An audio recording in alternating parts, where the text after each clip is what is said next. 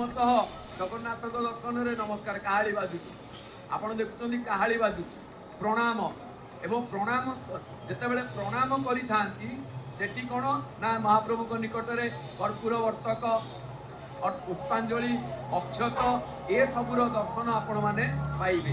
ଯାହାକୁ ଆପଣ ଦେଖିଲେ ସର୍ବପ୍ରଥମେ ନମସ୍କାର ମୁଦ୍ରାରେ ଠିଆ ହେଇଛନ୍ତି। ଦେବ ଦେବ ଜଗନ୍ନାଥ ପ୍ରଣତାର୍ତି ବିନାଶନ ତ୍ରାହି ମାଂ କୁଣ୍ଡରୀ କାକ୍ଷ ପତିତଂ ଭବ ସାଗରେ। ହେ ଦେବ ଦେବ ଜଗନ୍ନାଥ, ହେ ପ୍ରଣତ ଜନ୍ତୁ, ମୋତେ ରକ୍ଷା କରନ୍ତୁ, ମୋତେ ରକ୍ଷା କରନ୍ତୁ। ଏତିକି ବେଳେ ପରାବଳୁ ସେବକ କ'ଣ କରନ୍ତି ନା ହାତୁଆଣି ନେଇକି ନିଉଛାଳି ହେଇକି ତାଙ୍କ ହାତରୁ ପୁଷ୍ପାଞ୍ଜଳି ଅର୍ପଣ କରାନ୍ତି। ବର୍ତ୍ତମାନ ପୁଷ୍ପାଞ୍ଜଳି।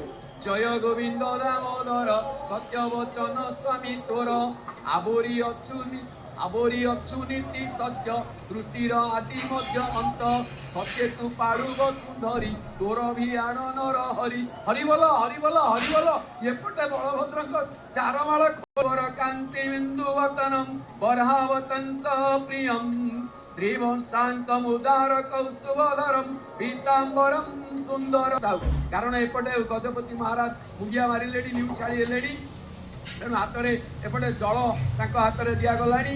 ତେଣୁ ଯେତେବେଳେ ମହାପ୍ରଭୁଙ୍କୁ ଏହା କହନ୍ତି ସତ୍ୟ ପ୍ରଭୁ ଅଚ୍ୟୁତ ସତ୍ୟର ହେଉ ତୁ ହିଁ ସତ୍ୟ ସତ୍ୟ ବଚନ